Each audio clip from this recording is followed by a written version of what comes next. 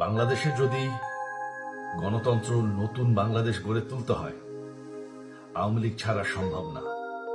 শেখ হাসিনা দেশ ছেড়ে ভারতে যাওয়ার আগে প্রধানমন্ত্রীর পদ থেকে পদত্যাগ করেননি। তার ছেলে সজীব অজের জয় আজ শনিবার বার্তা সংস্থা রয়টার্সকে এই কথা বলেছে। তিনি শেখ হাসিনার তথ্য প্রযুক্তি উপদেষ্টা ছিলেন। ওয়াশিংটন থেকে রয়টার্সকে সজীব অজেদ আরও বলেন, আমার মা আনুষ্ঠানিকভাবে কখনোই পদত্যাগ করেননি, তিনি সময় পাননি। তিনি একটি বক্তব্য দেওয়া ও পদত্যাগপত্র জমা দেওয়ার পরিকল্পনা করেছিলেন, কিন্তু ততক্ষণে বিক্ষোভকারীরা প্রধানমন্ত্রীর বাসভবনের দিকে মিছিল নিয়ে আসতে শুরু করে, তাই সময় ছিল না। আমার মা নিজের ব্যাগ পর্যন্ত গোছাতে পারেননি। সংবিধান অনুযায়ী তিনি এখনও বাংলাদেশের প্রধানমন্ত্রী। জয় আরও বলেন, তিনি রাষ্ট্রপতি, সশস্ত্র বাহিনী প্রধান ও বিরোধী দলীয় রাজনীতিবিদদের সঙ্গে আলোচনা করে সংসদ ভেঙে দিয়েছেন। প্রধানমন্ত্রীর আনুষ্ঠানিক পদত্যাগ ছাড়া অন্তর্বর্তী সরকারের গঠন আদালতে চ্যালেঞ্জের মুখে পড়তে পারে। শেখ হাসিনার আওয়ামী লীগ পরবর্তী নির্বাচনে অংশ নেবে বলে জানান জয়। তিনি বলেন, 3 মাসের মধ্যে এই নির্বাচন হতে হবে। সজীব অজেদ আরও বলেন, আমি নিশ্চিত আওয়ামী লীগ ক্ষমতায় আসবে। যদি তা না হয়, আমরা বিরোধী দল হব। দুটির যে কোনোটি ভালো।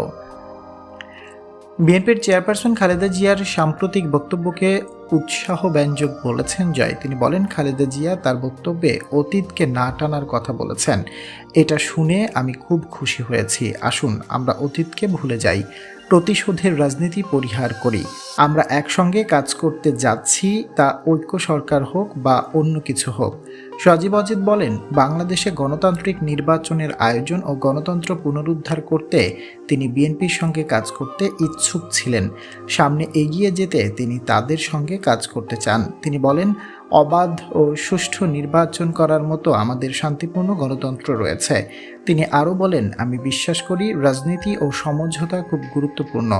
আমরা তর্ক করতে পারি, আমরা কোনো বিষয়ে অসম্মত হওয়ার বিষয়ে একমত হতে পারি, আমরা সব সময় সমঝোতার পথ খুঁজতে পারি।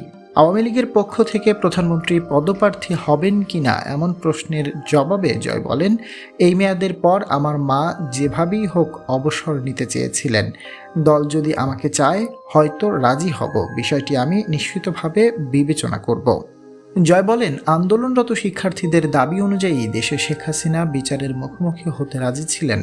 আটক করার হুমকি আমার মাকে কখনো বিচলিত করেনি। আমার মা কোনো ভুল করেননি। তার সরকারের কর্মকর্তাদের অবৈধ কাজের অর্থ এই নয় যে এসব করতে আমার মা নির্দেশ দিয়েছিলেন। এর অর্থ এই নয় যে এসবের জন্য আমার মা দায়ী। বিক্ষোভ চলার সময় মানুষকে গুলি করার নির্দেশ দেওয়ার জন্য সরকারের মধ্যে কে দায়ী তা অবশ্য বলেননি জয়। তিনি বলেন, সরকার অনেক বড় কার্যক্রম, যারা দায়ী তাদের অবশ্য বিচারের আওতায় আনা হবে। গত বুধবার ডয়চে ভেলেকে দেওয়া সাক্ষাৎকারে সজীব অজিত জয় বলেন, দেশ ছেড়ে ভারতে যাওয়ার একদিন আগে পদত্যাগের সিদ্ধান্ত নিয়েছিলেন শেখ হাসিনা, তবে তা তখন ঘোষণা করা হয়নি। ওই সাক্ষাৎকারে তিনি বলেন, তিনি সিদ্ধান্ত নিয়েছিলেন একদিন আগে। আমরা কয়েকজন শুধুমাত্র জানতাম যে তিনি ঘোষণা দেবেন, তিনি পদত্যাগ করছেন এবং সংবিধান অনুযায়ী যাতে একটি ট্রানজিশন অফ পাওয়ার হয়, সেটাই ছিল ওনার প্ল্যান। তবে যখন তারা ওই গণভবনের দিকে মার্চ করা শুরু করলো, তখন আমরা ভয়ে বললাম যে আর সময় নেই, তোমার এখনই বেরিয়ে যেতে হবে। আওয়ামী লীগের নেতৃত্ব প্রসঙ্গে এক প্রশ্নের জবাবে ডয়চে ভেলেকে দেওয়া ওই সাক্ষাৎকারে সজীব অজিত বলেছেন, বর্তমানে তার রাজনীতিতে আসার কোনো পরিকল্পনা নেই। পরদিন বৃহস্পতিবার ভারতীয় বার্তা সংস্থা পিটিআইকে দেওয়া এক সাক্ষাৎকারে সজীব অজিত জয় বলেন, বাংলাদেশে গণতন্ত্র পুনঃপ্রতিষ্ঠিত হলে শেখ হাসিনা আবার দেশে ফিরবেন। তিনি বলেন, শেখ হাসিনা অবশ্যই বাংলাদেশে ফিরে আসবেন, তবে সক্রিয় রাজনৈতিক হিসেবে ফিরবেন কিনা সে বিষয়ে সিদ্ধান্ত হয়নি। গত সোমবার বিবিসি ওয়ার্ল্ডকে দেওয়া এক সাক্ষাৎকারে জয় বলেছিলেন, তার মা আর রাজনীতিতে ফিরবেন না। এ কারণ হিসেবে তিনি বলেন, কঠোর পরিশ্রমের পরও কিছু লোক তার বিরুদ্ধে দাঁড়িয়ে যাওয়ায় তিনি এতটাই হতাশ। ওই দিনের সাক্ষাৎকারে জয় বলেন, গত রোববার থেকেই তিনি পদত্যাগের কথা ভাবছিলেন। সোমবার বিবিসিকে দেওয়া ওই সাক্ষাৎকারে কঠোরভাবে বিক্ষোভ দমনের অভিযোগ অস্বীকার করেন জয়। তিনি বলেন, গতকাল 13 পুলিশকে পিটিয়ে হত্যা করা হয়েছে। কাজেই উশৃঙ্খল জনতা যখন মানুষকে পিটিয়ে হত্যা করে, তখন পুলিশ কি করবে বলে আপনি প্রত্যাশা করেন? এর আগে বুধবার শেখ হাসিনার যুক্তরাজ্যে আশ্রয় চাওয়া প্রসঙ্গে এনডিটিভিকে জয় জানিয়েছিলেন, তার আশ্রয় চাওয়ার খবর সঠিক নয়। তিনি কোথাও আশ্রয়ের জন্য অনুরোধ করেননি।